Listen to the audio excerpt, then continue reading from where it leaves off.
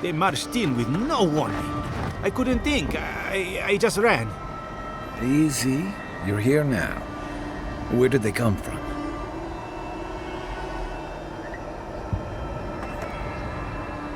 Envoy! What does the Garrote think they're doing? What's the point of exploring if you just want to plant your flag everywhere?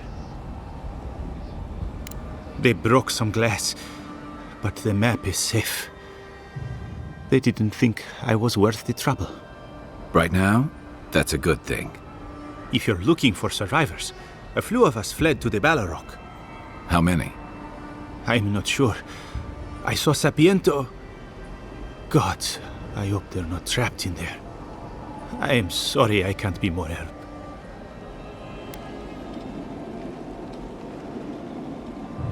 On the very first page. We should move. Let's hope the Garrote hasn't made it to the Balrog yet. Envoy, wait! Before you go, I may have something for you. I took some supplies when I ran. If you think they'll help, they're yours. I'll even give you a discount.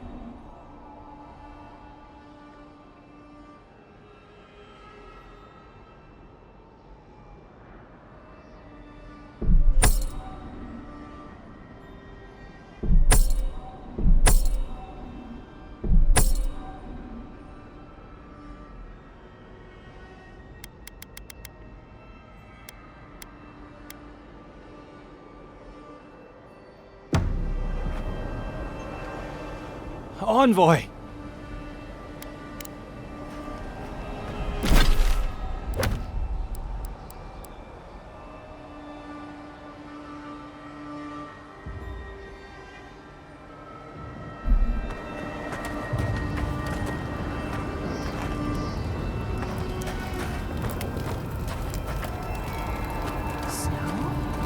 Why is there snow here?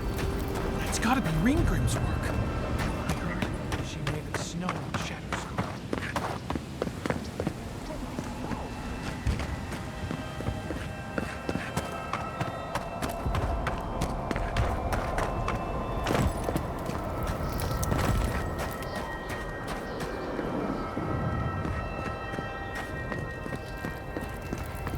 A familiar face.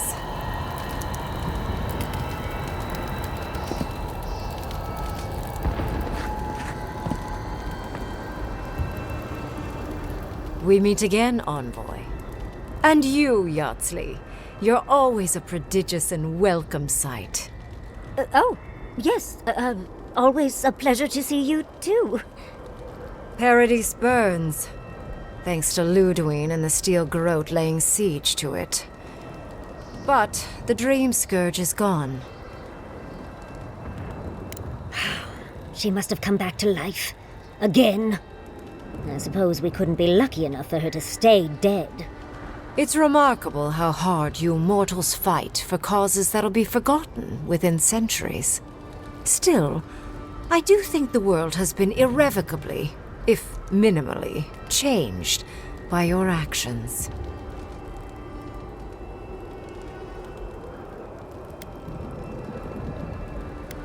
Empires die, legends are forgotten. Sorry, but you mortals truly are inconsequential in the long run.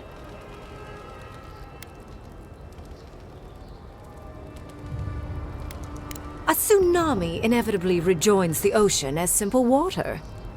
The analogy only really works if you're mortal, and I'm not. It is indeed. I'll admit, I almost miss it. The mystery, the days of research. Now we're back to simple mortal drama. Envoy, please. You know there's no point lying to me. I'm here because I'm curious about what you'll do in this moment.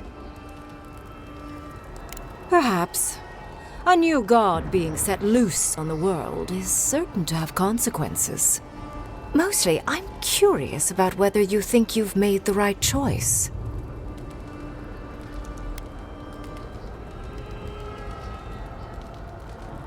Ah, that mortal zeal. Always so fun. We will see if you're correct. I am interested in seeing the outcome of your story, Envoy. With luck, it won't end with you also on fire.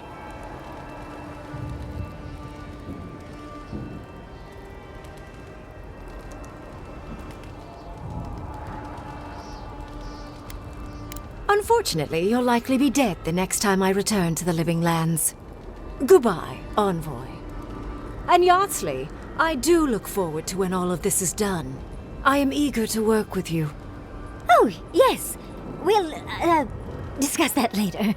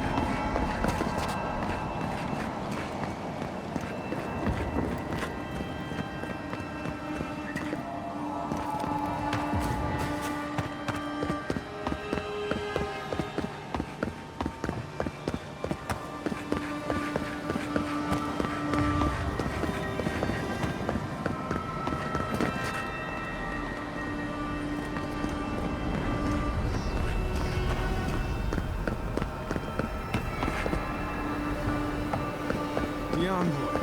Is that you?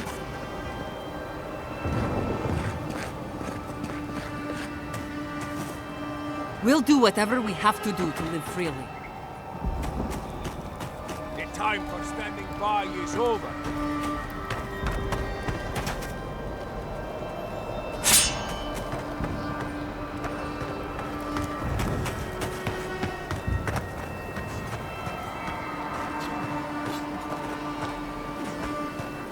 Trust your comrades, and you will lead each other to victory.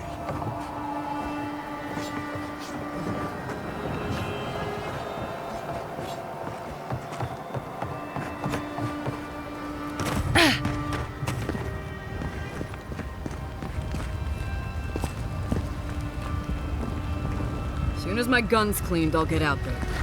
I risk a jam on the battlefield. The Living Lands needs me. That's what Temerty said. If this is how I repay my debt to her for killing a man in her lighthouse, so be it. I thought I'd feel different. Hell is all dead. It's still just me. Just gotta find a just seems like we should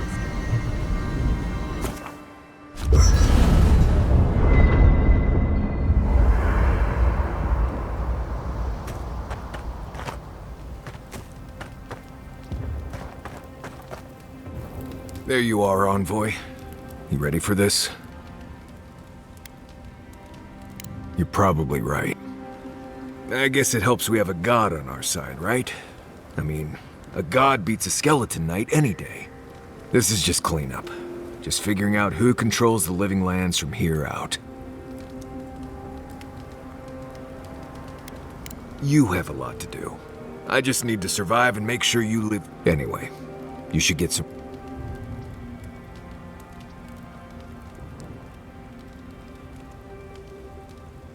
It's not that I don't want to. It's... Talk to you later, Envoy. So, here we are.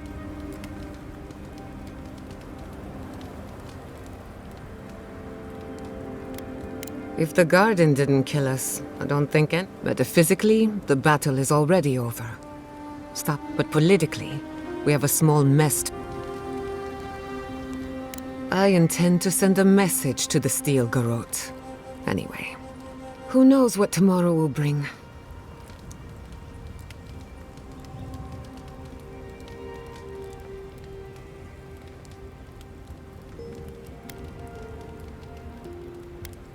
I think that's enough wool gathered. Besides, I need to tinker on the phantasmal focus. Don't stay up too late. I'll tell you what. What are you so...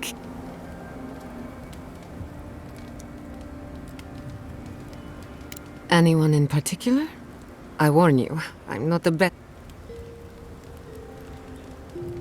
Of course, she's brilliant. Open to anything. Yatsley gave me my first glass of wine. And the courage to... We have a lot of... Indeed, old friends. When they died, Yatsley, I think that's why she gave me that glass of wine. Why, she was making sure I hit all the milestones I could. No one to get jealous over. To call it a relationship would be an... Animancy is the study of life.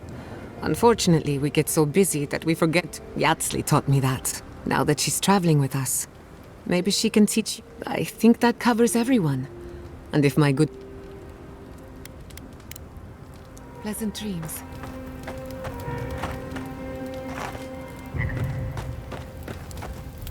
We should take a moment to... You liberated the god of the living lands.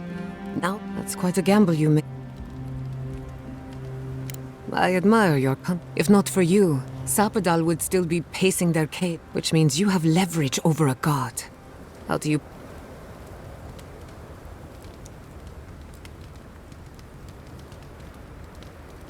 That's a lot of responsibility. But Sapadal's imprisonment shaped this island. Now that everything's changed, we cannot know if the living lands will normalize or destabilize. For better or worse, maybe you'll find some comfort in prayer. Now that one... I hope you don't mind me bringing it up. The subject matter...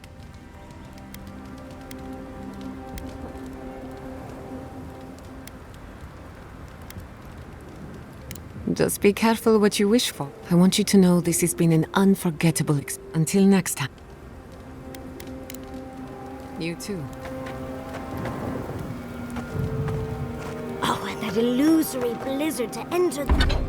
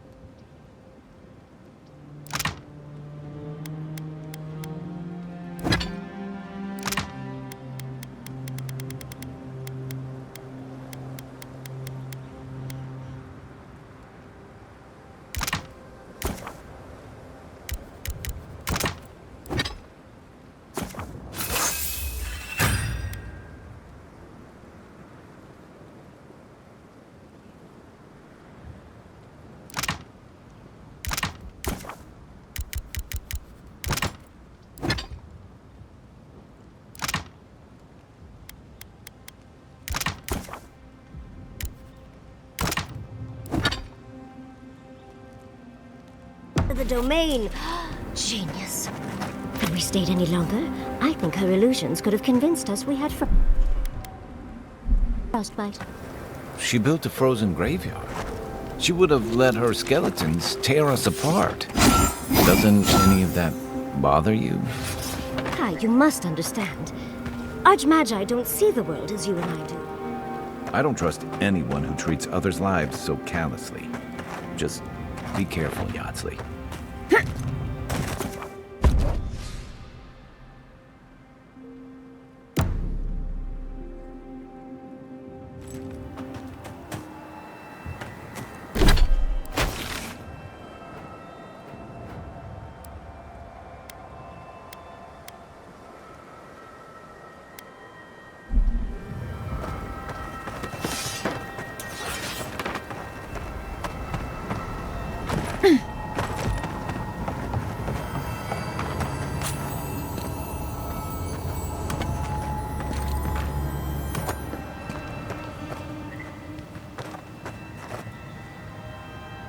If you're wounded, find a place to lie down. Someone will get to you before you bleed out. If I seem distracted, I apologize. I'm tending to the fallen, as you can see. I've seen plenty of her handiwork, though she doesn't leave much to sew back together. Unfortunately, my hands are full with the dying and the dead, and there's too many of both. If I don't get any sleep, I might be the next casualty.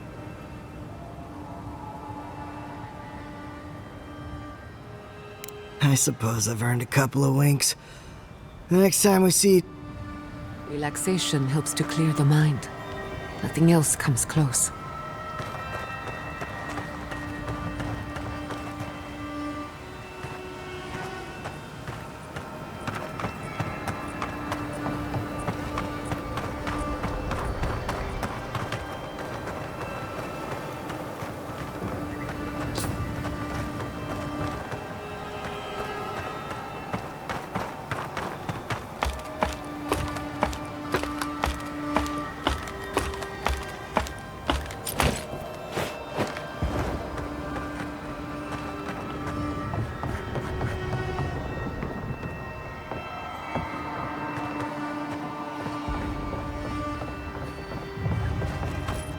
Envoy?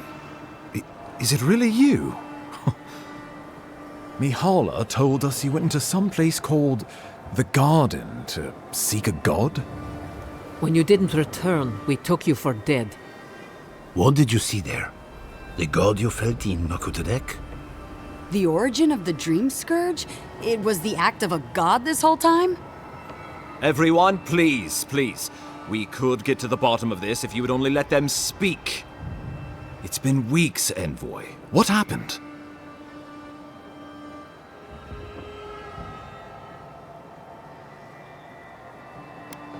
Finally, a ray of sunlight shines through the storm cloud.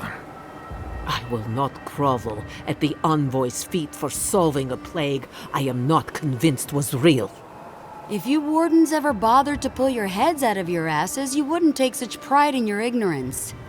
You know nothing of me or my people, you fucking pirate! Warden Commander, look around you. Is this really the time? We believe the Dream Scourge was a malady of the soul. How did you put an end to it, Envoy?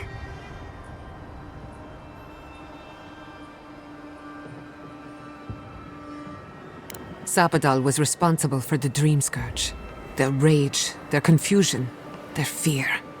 But the plague isn't over. Dream Thralls still litter Shatterscarp. There won't be any new infections. We've put a stop to that for good. Unfortunately, there's little we can do for those already in the grip of the Dream Scourge. We can give them comfort, nothing more. This will be a process. The Dream Scourge was never going to simply go away overnight. I suppose it stands to reason. I found that a quick fix is often anything but. What of this god, then? What does it mean that you freed them?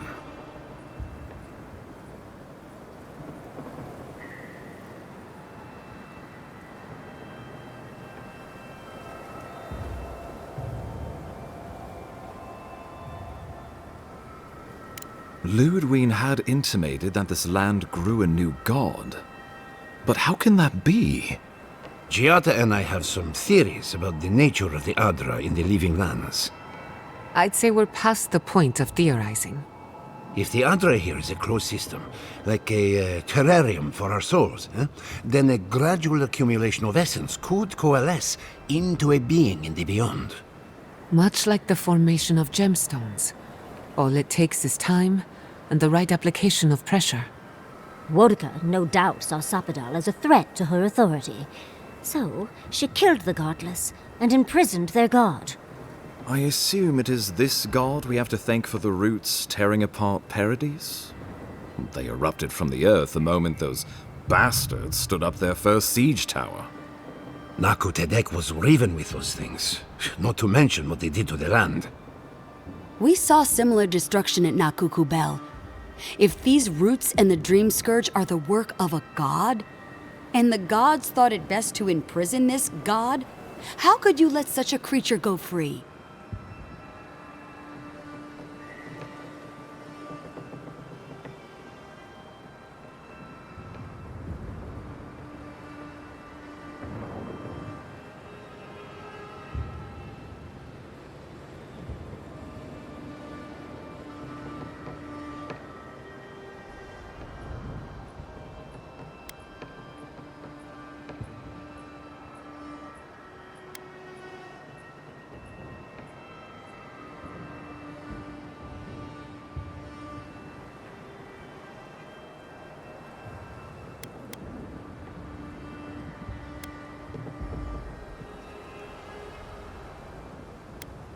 Let's hope they don't decide to further amend themselves by coming for our heads.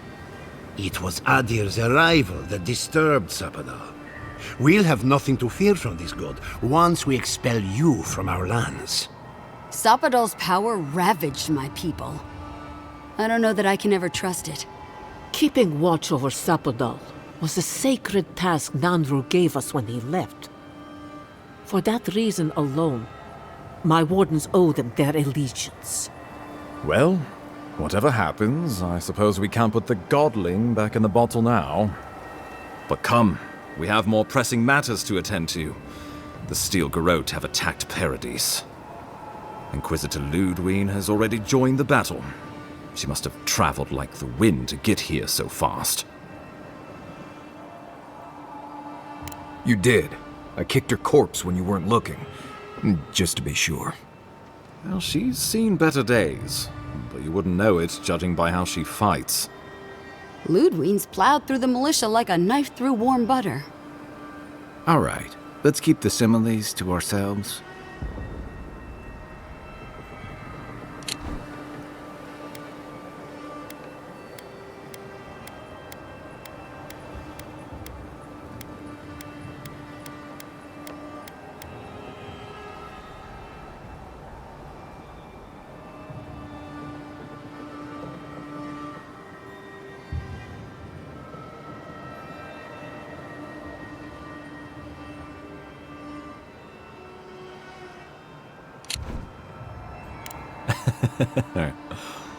Oh, cheer up. You wouldn't be the first to make that mistake. Might not be the last either, depending on how things go. So long as her passion for Wodika lives, so too will her spirit. Then we destroy her faith, and the rest of her will follow. I have a theory about this. Let's talk at camp if you want to hear it. But I think we can kill her. Oh, good. That will be easy. It is not, I think, impossible. Well, you might not believe me, but I didn't want any of this to happen. It was Ludwine who called for the attack. I didn't hear an answer, Ambassador. She and her Steel Garrote laid siege to the city, shortly after you beat her to the garden.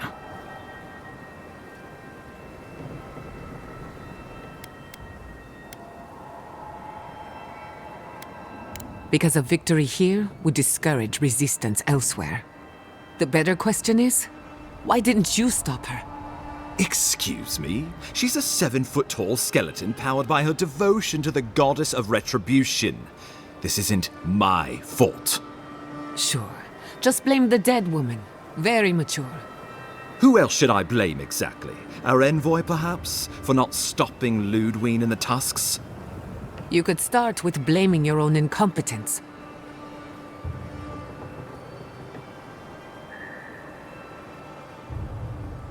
Ludwig's the muscle. I'm merely the personality. What was I supposed to do? Frown her into submission?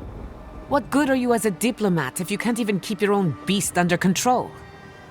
The Inquisitor was so convinced the Living Lands would unite against Adir that she's nearly made it true. One people, one law, one true God.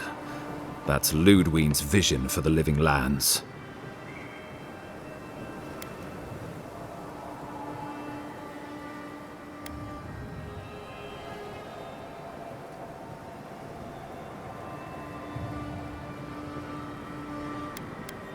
The Inquisitor answers only to Wodika.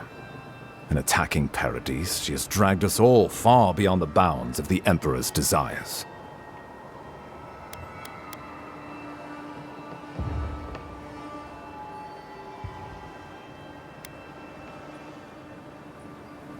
What passes between Ludwig and her men, or between Ludwig and the Emperor, for that matter, is not my affair. But if I had to guess, this was the alternative. Your empire is doing what it does best. Stamping out dissent until surrender is the only option. Your republics are hardly any different. Their intentions in the Deadfire were certainly not pure. As you say, we left the republics for a reason.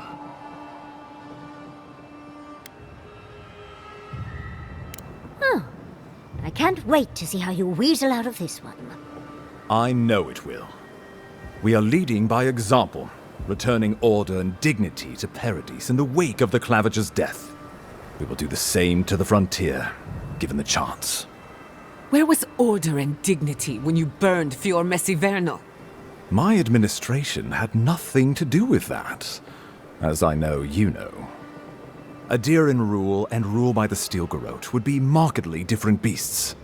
Spoken like a fucking diplomat. Splitting hairs when it all comes from the same head.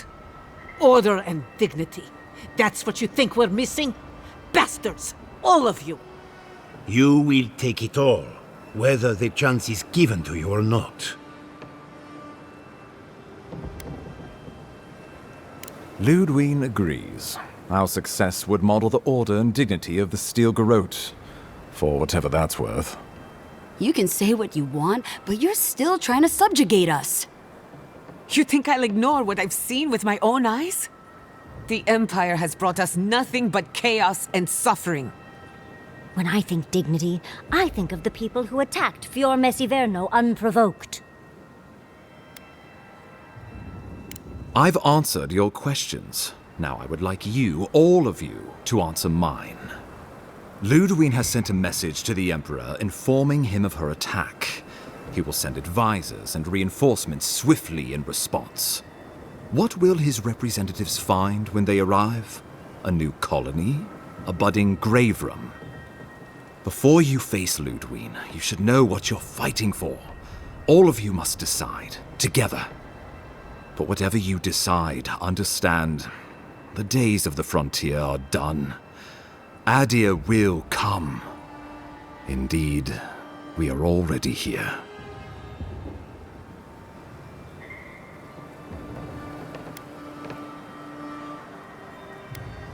The Living Lands would retain its own laws under a grave appointed by the Emperor. The grave would be expected to promote and develop the Living Lands to our mutual benefit. They would divide the island into administrative districts and see them governed by mayors appointed from the local communities. The island would provide tribute in the form of resources and taxes, and in times of war, soldiers. The Empire, I should note, is nearly always at war. In return, the Living Lands would enter Adir's sphere of influence, and should outside nations attempt to invade, we would come to the Grave Room's aid.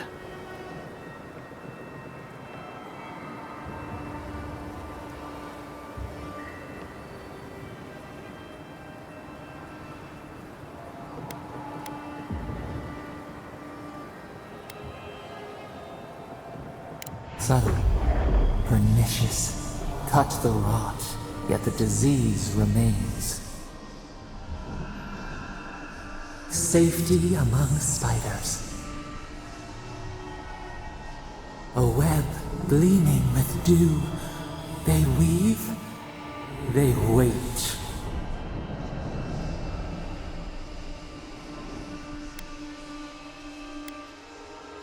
Tribute, he says.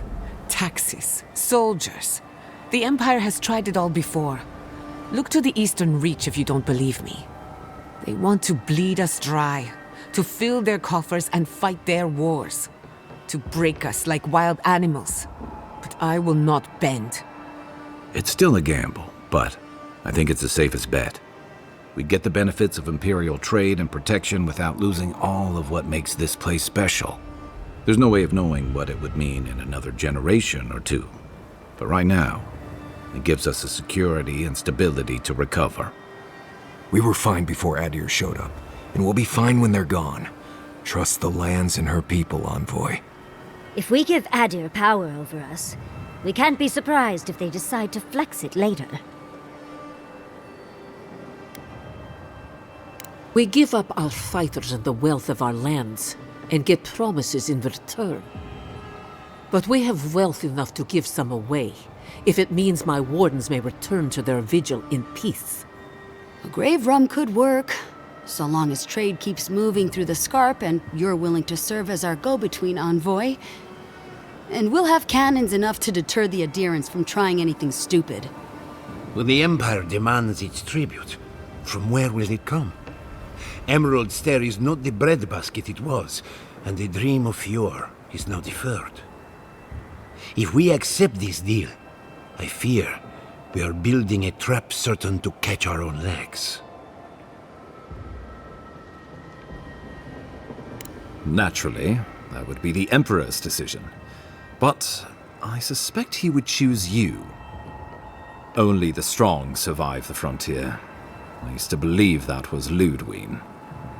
But you were born to rule here. Quite literally.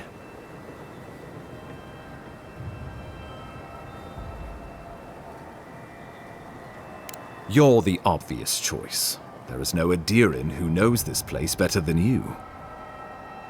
Of course. The Living Lands would become an extension of the Adirin Empire in leadership and law. Soldiers bearing the flag of Adir would be garrisoned in every town. They would be paid in Adirin shelling and speak only the Adirin language. Their roads would be smooth Adirin roads. Their medicine would be hygienic Adirin medicine. And their weapons would be efficient Adirin weapons. Our customs would become their customs. Our strengths would become their strengths. Our emperor would become their emperor. Turned toward a common purpose. No one, not Rawatai, not the Valian republics, not even a rogue god, would dare attack the Living Lands. This island would be safe for the first time in its history, and safe it would remain. The Adder's promise. Flip our feathers as we find our wings. The deed binds as the wire binds. To drown us.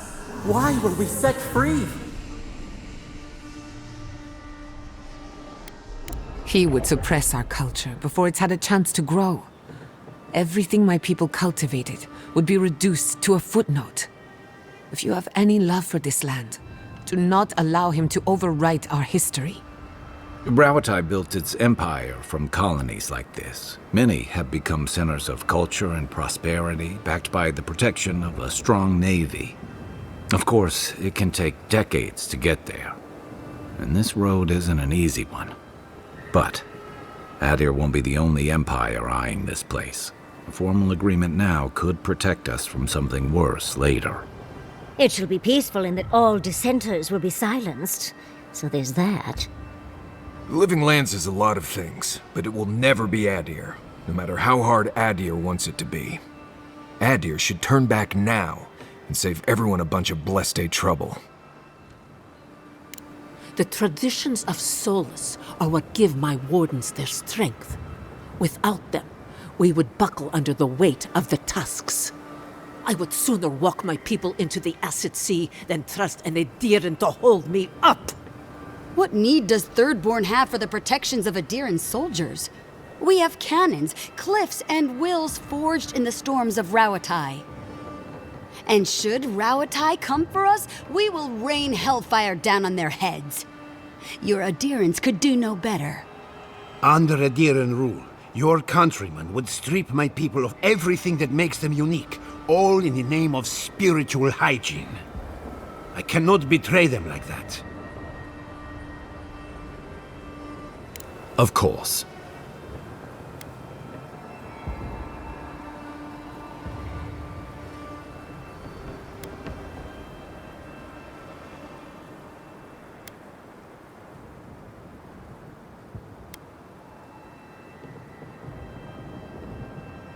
Excellent question.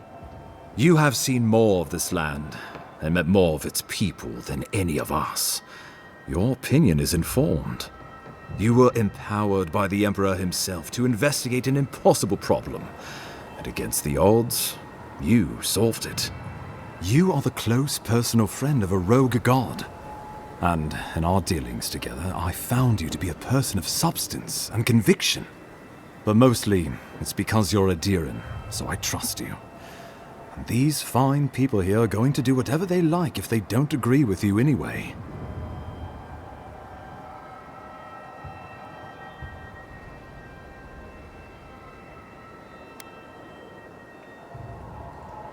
Oh, Envoy, no.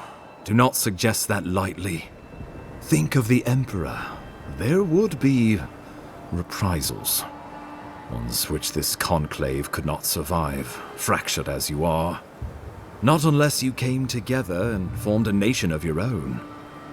It would be difficult. No, impossible. I'm certain you would fail.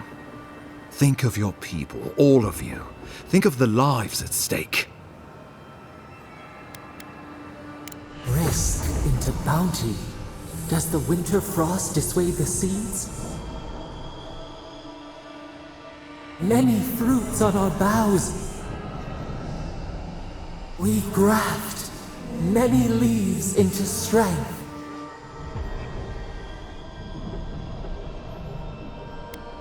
We deserve our autonomy, even if we must fight for it. Anything less would be surrender. Fleeing someone else's laws and authority is one thing, setting up your own is another. We're an island of misfits and dissidents. We'll still have to surrender some of our autonomy, and we won't agree on what that means overnight. We'll be vulnerable. Without allies, other powers will see us as ripe for the picking. Know that this is a hard road to walk. We were fine before Adir came. We'll be fine when they're gone. I think we ran things perfectly fine before your kin got here. Though I'm hardly eager to work with any of you. I like the idea of twisting beneath Adir's boot heel, even less. So long as the Wardens can continue our vigil. I'm open to uniting, if you are. It's a nice idea, but consider the costs. If we walk away from a relationship with Adir, we're leaving a lot of trade on the table. But the people of Thirdborn have friends in the world. I'm sure we'd find our way through. With the Envoy's support, we'd have a god in our pocket. What could the Empire do to stop us? Together, we could repair Fior and create such miracles of animancy the living lands will become the envy of the world. It would be the honor of my life to stand with my people beside you all. Well, let's not twiddle our thumbs while Paradise burns.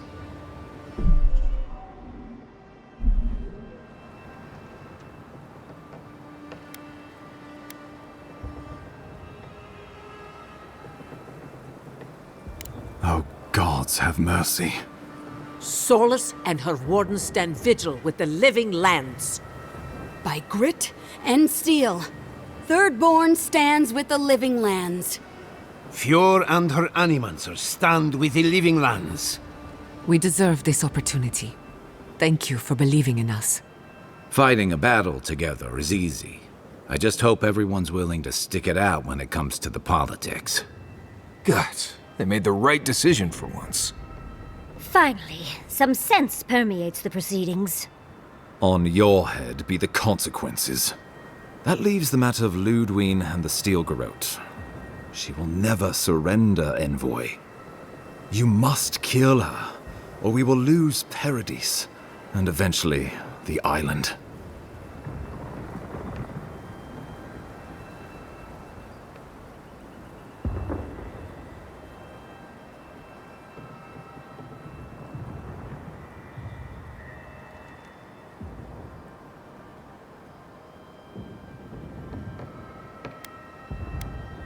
The Living Lands will never be free until we break the chain around our necks. Ludwig must die her final death. She better say her goodbyes while she can. I'm proud to fight at your side, Envoy. One last time. Let's get to work then. We've got a walking corpse to bury. The Paradis militia will be at your back. Give her no quarter. The future waits for you. Thank you for deserving it. Now, go and teach the Steel Garrote a lesson they will never forget. Show them that the Living Lands will not be broken across Vodka's knee. We will send reinforcements to help you reclaim the Eastern Gate. From there, work your way to the main plaza. Let's just say this is not my first brush with a tyrannical authority, though. I pray it is my last. May all the gods of Eora and the Living Lands protect you. Let's take back the city together. Show the Steel Garrote how the Living Lands takes care of its own. Let's go free a city, shall we?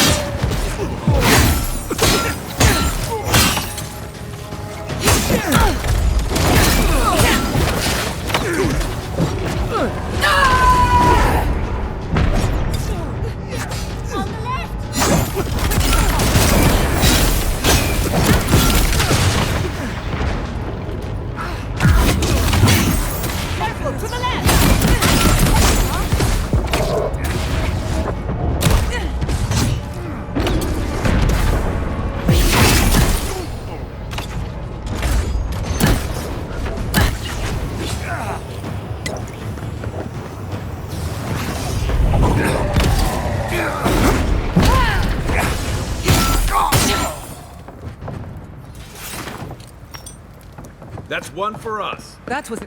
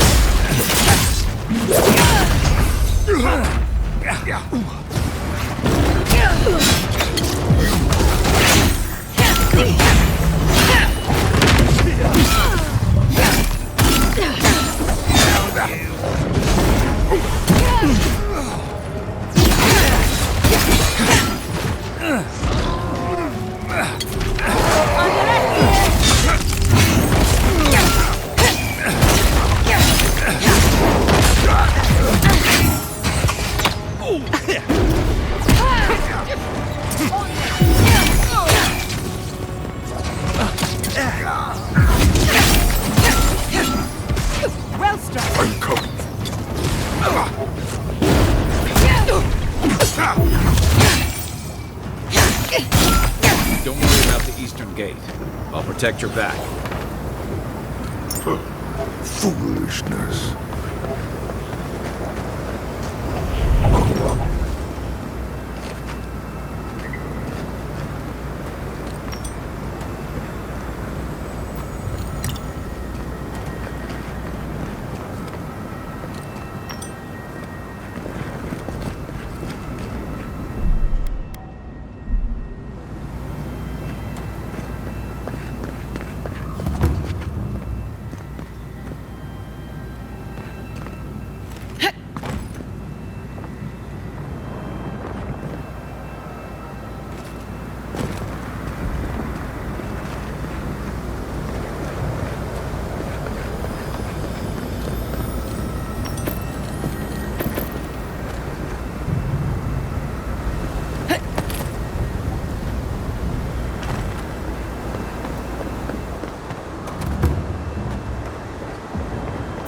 Nanvu, what are you doing here? Stop right there!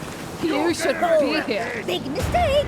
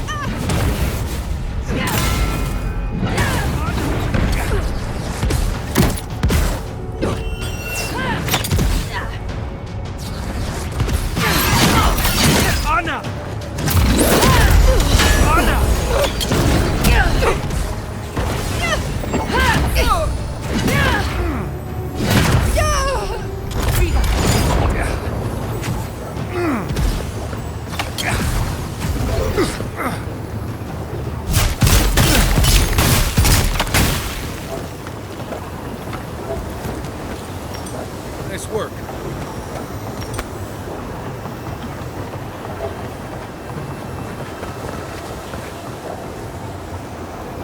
I thought you left town weeks ago.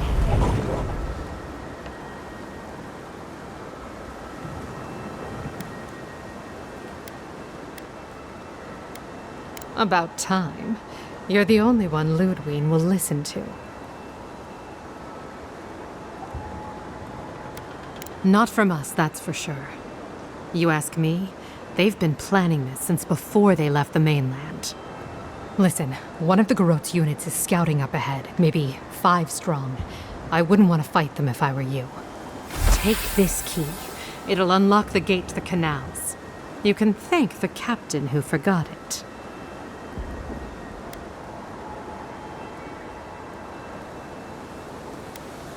You shouldn't find much opposition down there. I wish someone had stood up to the Steel Garot a long time ago. But, well, you're here now. That's what matters. Good luck.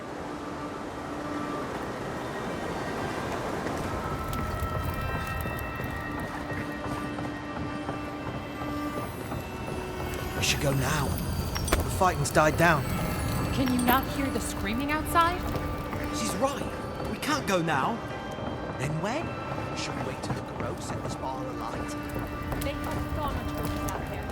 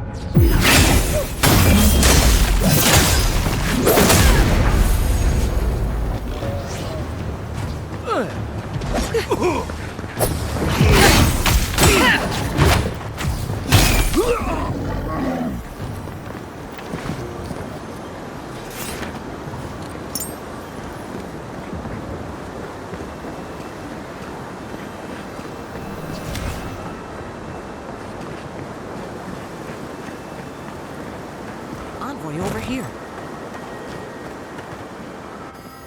What exactly do you think you're doing? You nearly died in my clinic. Correction, you did die. And now look at you, fighting the Steel Garot. What have you got to say for yourself?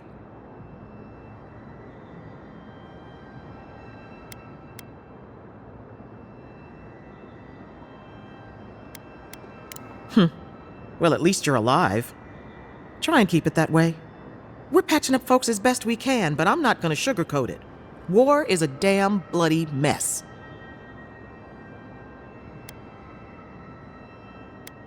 I hope you're right, Envoy. I can't say I approve of you leaping into the fray, but it's always nice catching up with a former patient. Wait a second. Jada? Jada Castell? What are you doing in the middle of this? Surviving. It's good to see you, Liviana. Unfortunately, we're on a tight schedule. Do you need anything? Money? Supplies? Once this is over, I could always use another pair of hands at the clinic. The invitation's still open. After what we've been through, I need to focus on myself for a while. But I'll stop by and visit now and then. Can you manage without me? Are you kidding? I'm happy for you.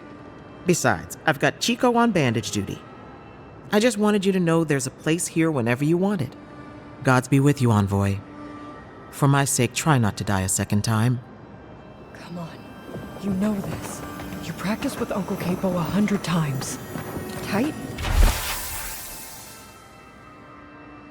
Not too tight. You don't want to cut off the blood flow.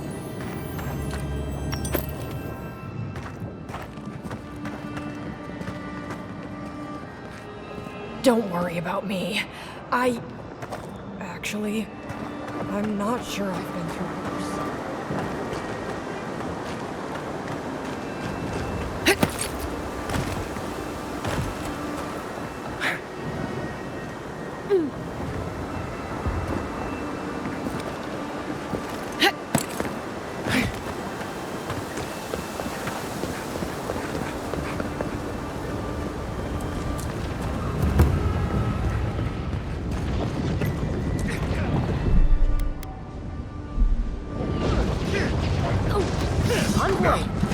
Welcome to the right side of history.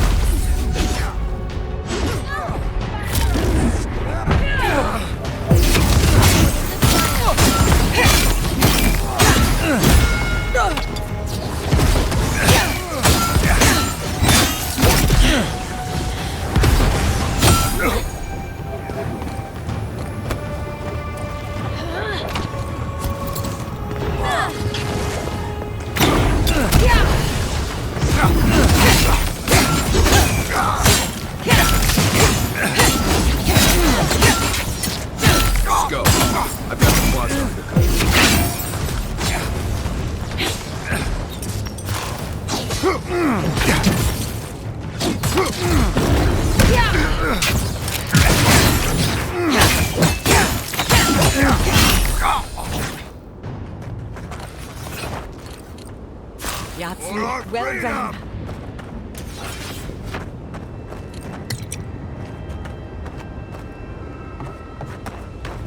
Wodeca demands your submission. Stand against her and fall.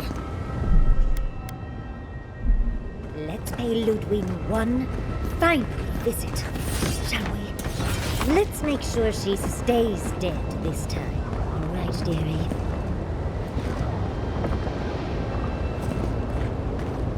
There you are. Envoy. Come. So, you survived the garden. Did you come all this way just to try your luck again? To kill me more efficiently than last time?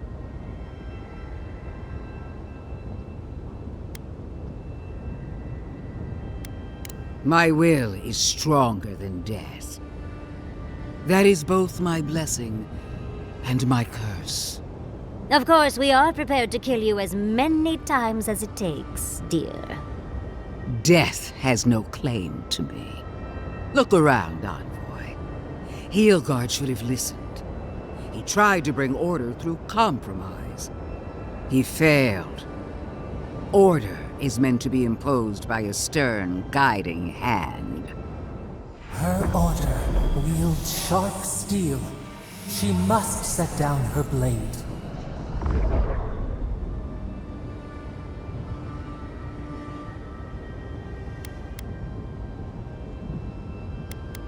Don't insult my intelligence or my commitment to the cause. Treaties can be burned. The hands which shook over whatever deal you struck can be lopped off at the wrist.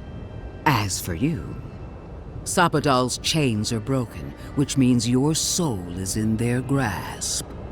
I don't know how deeply you've been compromised, Envoy. And if I don't know, then I cannot suffer you to live.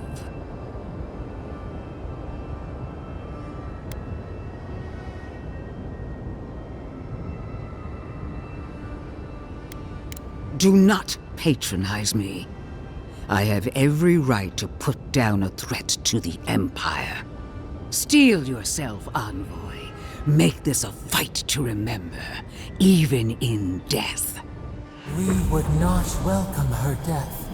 There is still ample shade for her beneath our tree.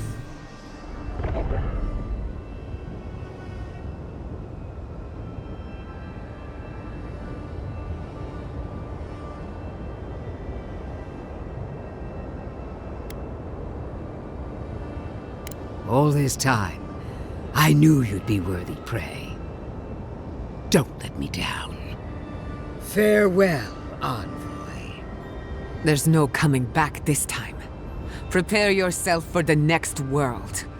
You won't be missed, Ludwig. Once I'm done killing you, your god of plagues is next. Get off me! Can I get one? We are every seed in the soil. We will always grow. Come on!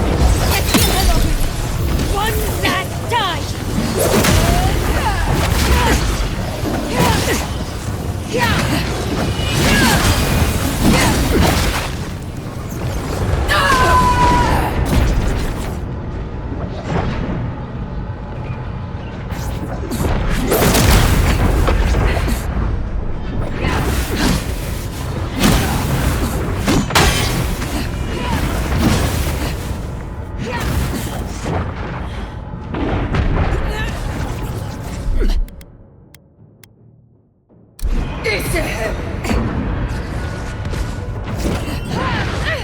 Wodika, queen among queens, send me your aid! Wodika is done with you, Ludwig. We'll get them next time, dear.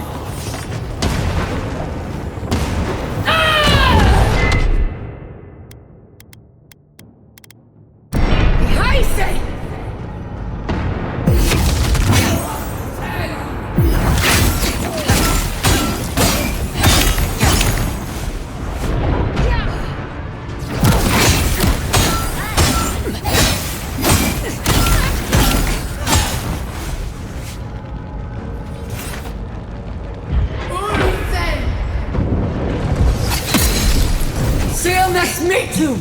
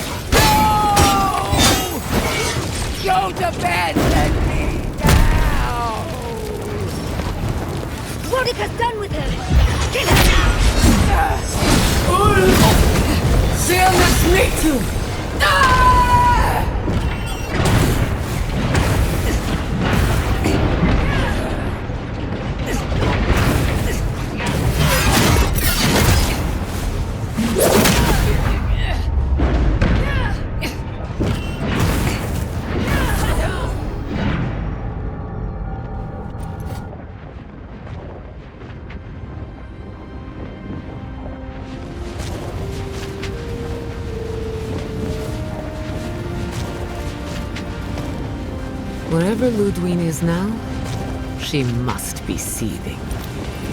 Of course, we'd be happy to kill her again, if needed. She's done for, but we're not. Whatever's next, we'll face it. Together. Gods, you're all gonna make me sick. But carry on. Unraveled at last. We no longer feel her wire against our flesh.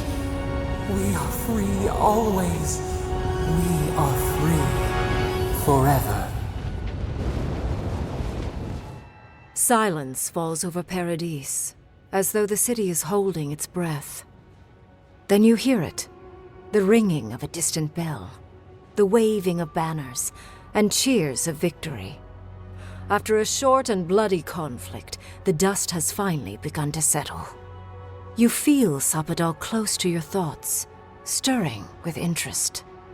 The god of the living lands is observing this moment, unfettered by confusion or fear.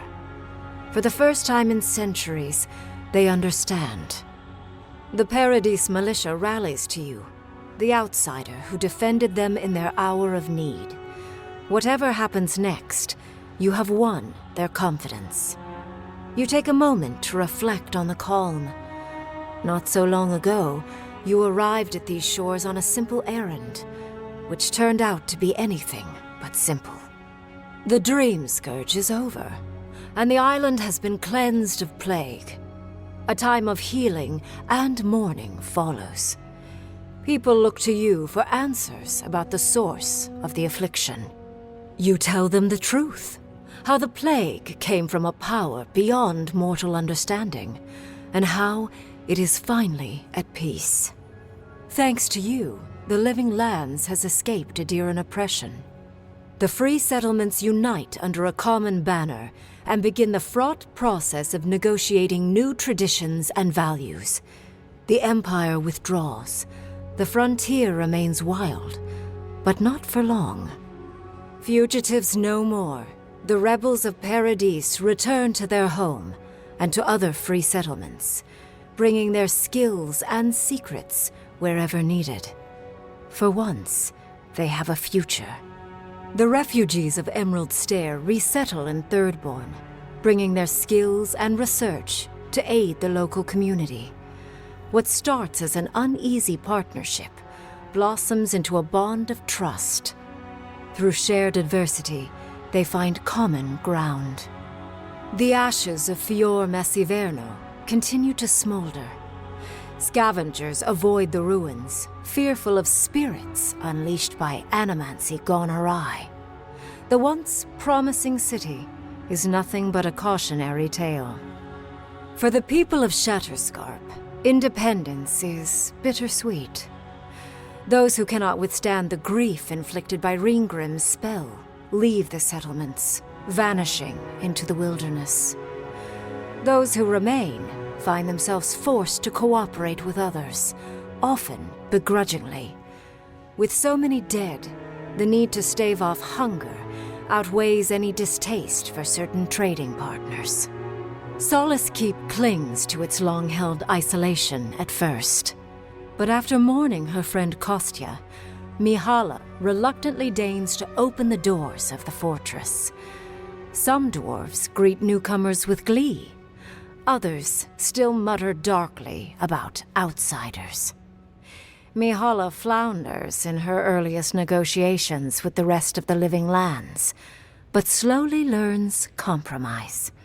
She develops a taste for Valian sweets.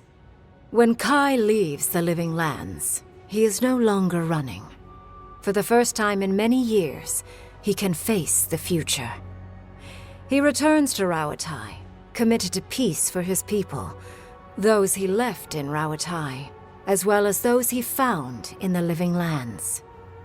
He joins the Ranganui's council, counterbalancing powerful voices of isolationism and hawkishness. It is a long and difficult battle, and he is happy to fight it. With many of his anxieties and lifelong fears addressed, Marius now feels very differently than he did when he first met the envoy.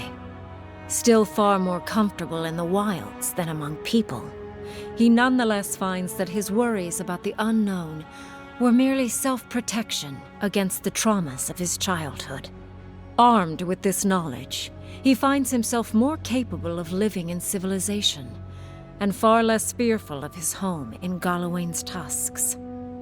While he never regains his former place as a warden of Solace, he spends his time traveling between Solace and Thirdborn, acting as a stubborn ambassador between the two.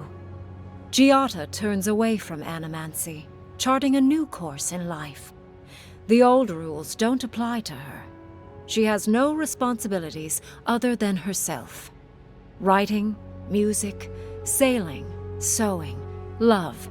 She tries everything, masters nothing, and finds the inner peace that eluded her as an animancer. She still carries the phantasmal focus, but it doesn't feel as heavy as before. No longer under the threat of imminent death, Yardsley returns to the Animancers. Reunited with her beloved Quilici, she helps him and the Animancers as they put their lives together after the attack on Fior Messiverno. Eventually, she even has something nice to say to Vidaro. As the days pass in contentment and relative peace, Yardsley is struck by the persistent feeling that something is missing. Though she still devotes herself to her studies of both the arcane and the godless, the restlessness never goes away. Freed from torment for the first time in centuries, Soppadal turns their prodigious curiosity to the people that shaped them. They observe the ways their people live, and they think deeply about what they see. Though they flinch away from moments of violence, and they grieve souls returned to them too soon, the rage that once shook cities to rubble no longer rules them. Instead, they come to you with questions. They want to understand. After a time, they begin tentatively to garden. Where they can, they improve the lives of Kith, and the suffering that troubled them is reduced, if never fully eradicated. Their grief compels them to love, and they love unreservedly, with the power of a god. Soppadal pours a fragment of their power into the statue they claimed from the temple of Aethys. Newly embodied, they roam the living lands and learn to experience the world as Kith do. Their first attempts at locomotion are clumsy, and a stand of innocent trees is violently returned to the wheel. But as their confidence grows, so does their grace. Soon, they are bounding across the plains of eastern Dawnshore, leaping the river gorge in Emerald Stair, scaling the shark's teeth of Shatterscarp, and fearlessly wading into the Tusk's acid sea. When they break, they come to you to put them back together. And in time, they learn to fix themselves. They wander far afield. You see less of them, but they are never far from your thoughts. And on the rare occasion they return, they always bring you something beautiful and strange. The sounds of celebration pull you out of reverie. Many are waiting to greet you with open arms. You take a moment to catch your breath and savor it, because everything is about to change.